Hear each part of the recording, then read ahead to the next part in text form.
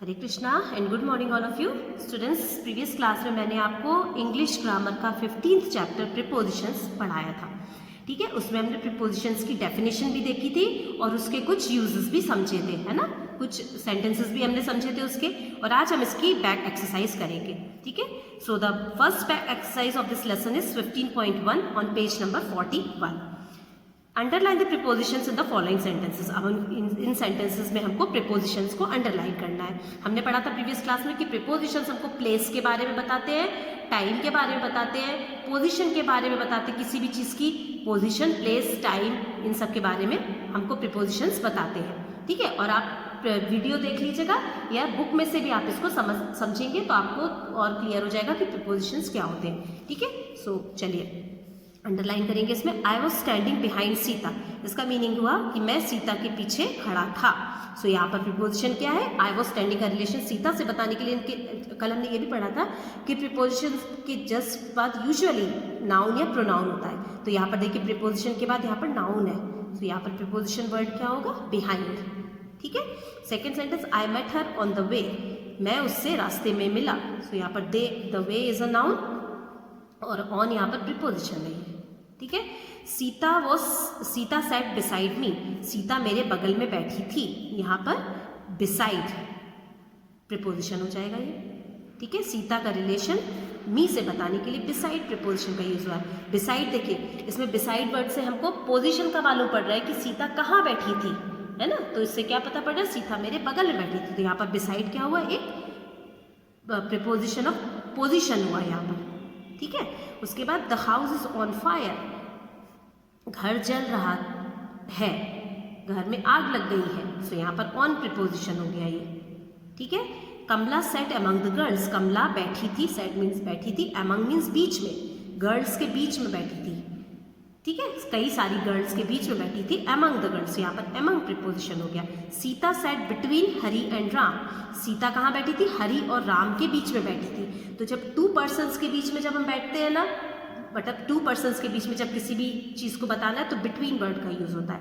लेकिन अगर कोई पर्सन बहुत सारे लोगों के बीच में बैठा हुआ तब अमंग वर्ड का यूज़ होता है। यहाँ पर देखिए कमला कई सारी लड़कियों के बीच में बैठी है, तो वहाँ पर अमंग वर्ड का यूज़ होगा। इस अमंग का मीनिंग भी बीच में होता है और बिटवीन का मीनिंग भी बीच में होता है। लेकिन बिटवीन वर्ड का यूज़ जब हम करते हैं जब टू पर्सन्स के बीच में कोई बैठा हुआ हो तो। ठीक है, तो यहाँ पर सीता हरि और राम के बीच में बैठी हुई है, इसलिए उस वहाँ पर बिटवीन वर्ड का यूज़ होगा। ठीक है, यहाँ पर बिटवीन प्रीपोजिशन को अंडरलाइन कर देंगे। Now next sentences, we can not live without air and water. हम नहीं रह सकते बिना हवा और पानी के। यहाँ पर विदाउट प्रीपोजिशन हो गया। वी कैन नॉट लिव का रिलेशन एयर एंड वाटर से बताने के लिए विदाउट प्रीपोजिशन यहाँ पर यूज हुआ है। ठीक है, इसको अंडरलाइन करेंगे हम। 8th sentence, I saw a large crowd near the post office. मैंने लार्ज क्राउड कहाँ देखी? Near the post office. तो यहाँ पर नियर प्रीपोजिशन हो गया। Take care of your books. तुम्हारी बुक्स की केयर करो। सो यहाँ पर ऑफ प्रीपोजिशन हो गया। ठीक है, the boy fell off the bicycle. यहाँ पर ऑफ OFF ऑफ प्रीपोजिशन हो जाएगा यहाँ पर।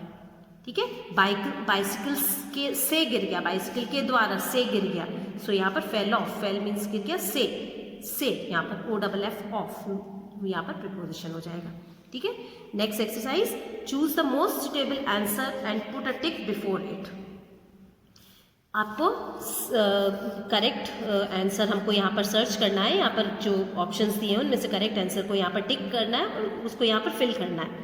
ठीक है, फर्स्ट देखेंगे, Raman fail dash his bicycle. अब हमको बोलना है कि रमन गिर गया उसकी साइकिल। अब आप क्या बोलेंगे? रमन उसकी साइकिल से गिर गया, है ना। बोलेंगे ना से गिर गया, तो से के लिए इंग्लिश वर्ड होता है फ्रॉम का मतलब होता है से, अंडर मीन्स होता है नीचे, ऑन मतलब होता है ऊपर। तो अब आप मान लीजिए यहाँ पर अंडर वर्ड हम फिर करते, Raman fail under his bicycle. Raman उसकी साइकिल नीचे गिर गया। इसका मीनिंग निकलेगा रमन उसकी साइकिल नीचे गिर गया। रमन उसकी साइकिल ऑन लिखते हैं तो पर गिर गया, और फ्रॉम लिखते हैं तो रमन उसकी साइकिल से गिर गया। सो यहाँ पर करेक्ट वर्ड क्या होगा? फ्रॉम। यहाँ पर हम फ्रॉम वर्ड को फिल करेंगे। ठीक है, second sentence, I was standing dash Sita. अब हम यहाँ पर कुछ भी, आई was standing before Sita. Before का मतलब हो गया मैं सीता से पहले खड़ी थी। उसके बाद I was standing in front of Geeta. मैं सीता के सामने खड़ी थी। या I was standing behind Geeta. मैं सीता के पीछे खड़ी थी। इसमें से आप कोई सा भी वर्ड ले सकते हैं। इन फ्रंट ऑफ भी ले सकते हैं, बिहाइंड भी ले सकते हैं, बिफोर भी ले सकते हैं। ठीक है, इनमें से कोई सा भी वर्ड आ सकता है। ओके, मैंने यहाँ पर बिहाइंड वर्ड को टिक करा है, आप इन फ्रंट ऑफ वर्ड भी ले सकते हैं यहाँ पर। ठीक है, उसके बाद थर्ड है the boat is selling dash the bridge. The boat is sailing boat जा रही है बेनेथ द ब्रिज, ब्रिज के नीचे से जा रही है बोट। ठीक है, सो बेनेथ मीन्स होता है नीचे। स्टूडेंट्स, इसमें हम बिलो या बेनेथ किसी भी वर्ड का यूज कर सकते हैं। बिलो मीन्स भी नीचे एंड बेनेथ मीन्स भी नीचे होता है। सो हम यहाँ पर बिलो द ब्रिज भी लिख सकते हैं, बेनेथ द ब्रिज भी लिख सकते हैं। ठीक है, fourth sentence my parents are sitting dash the sofa. So my parents are sitting on the sofa. यहाँ पर करेक्ट आंसर क्या होगा? इन, एट और ऑन में से इन मीन्स अंदर, एट मीन्स होता है पर, सोफा पर, लेकिन एट प्रिपोजिशन मोस्टली टाइम के साथ में यूज होता है। So on the sofa. ठीक है, हरी स्टैंडिंग डैश सीता एंड लीला। हरी खड़ा है डैश सीता एंड लीला। अब हरी खड़ा है बगल में सीता और लीला के, नीचे सीता और लीला के, या बीच में सीता और लीला के। तो हम ये भी बोल सकते हैं और ये भी बोल सकते हैं इसमें, है ना। सो यहाँ पर बिसाइड या बिटवीन में से कोई भी आंसर यहाँ पर सही हो सकता है। Below is not correct. Okay, now we will do practice time 15.2. Complete the following sentences by choosing the right prepositions from those given in the box below. आपको यहाँ पर बॉक्स में कुछ प्रीपोजिशन वर्ड्स दिए गए हैं और हमको इनको यहाँ पर फिल करना है ब्लैंक्स में। अलोंग मीन्स साथ में, अराउंड मीन्स चारों तरफ, ऑन मीन्स होता है पर किसी भी चीज़ को टच करते हुए, आफ्टर मीन्स बाद में या पीछे, विद मीन्स साथ में, एट टाइम के लिए यूज होता है, एट मीन्स होता है पर, नियर मीन्स पास में, अंडर मीन्स नीचे, बिलो मीन्स भी नीचे, एंड विदाउट मीन्स बिना। ठीक है, अब we said dash a big tree, we said under a big tree. First answer क्या होगा? Under a big tree. हम एक पेड़ के नीचे बैठे, पेड़ के नीचे बैठेंगे हम, है ना। May comes dash if April, May comes April के कब आता है? मे कम्स आफ्टर अप्रैल, अप्रैल के बाद में आता है ना। सो बाद के लिए भी हम आफ्टर वर्ड का यूज करते हैं। थर्ड सेंटेंस अशोक सेट, यहाँ पर देखिए आफ्टर पर मैंने सेकंड नंबर लिखा हुआ है यहाँ पर और आपको यहाँ पर फिल करना है उसको। ठीक है, उसके बाद third sentence Ashok sat dash a chair. Ashok sat, Ashok बैठा, dash a chair, so on a chair हो जाएगा यहाँ पर। थर्ड क्या है? ऑन अ चेयर, चेयर पर बैठा, चेयर को टच कर रहा है ना, वो बैठा हुआ है तो, so on a chair. Fourth sentence she always place dash her dolls. So इसका आंसर क्या हो जाएगा? She always place with her dolls होगा यहाँ पर। फोर्थ आंसर कहाँ पर है इसमें? विद हर डॉल्स, तो यहाँ पर हम विद करेंगे फिल। ठीक है, fifth sentence the river flows dash the bridge. The river flows below the bridge, below the bridge, river नदी ब्रिज से नीचे बहती है, रिवर। ठीक है, below the bridge. We can not live dash air, we can not live without air. Without means बिना, हम हवा के बिना नहीं रह सकते, without air. So six answer is without. Seventh one is the postman knocks dash the door. Postman Knox at the door, door पर knock करता है।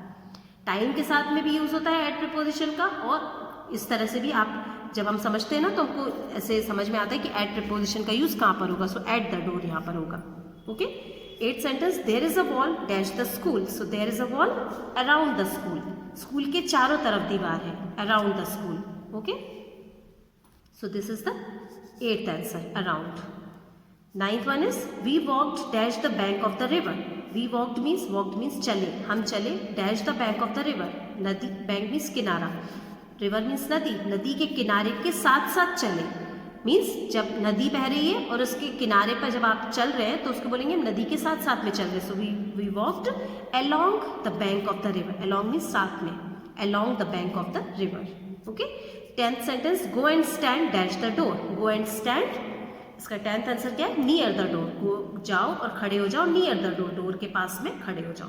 सो इसका आंसर होगा नियर। ओके स्टूडेंट्स, तो आज हमने 15.1 एंड 15.2 ये 2 एक्सरसाइज को समझा। ये दोनों एक्सरसाइज आपको आपकी बुक में ही सॉल्व करनी है। ठीक है, और अच्छे से समझकर इनको सॉल्व करिएगा और सॉल्व करके मेरे को टाइम से अपना वर्क सबमिट करिएगा। Okay, so that's all for today. Thank you all of you and take care.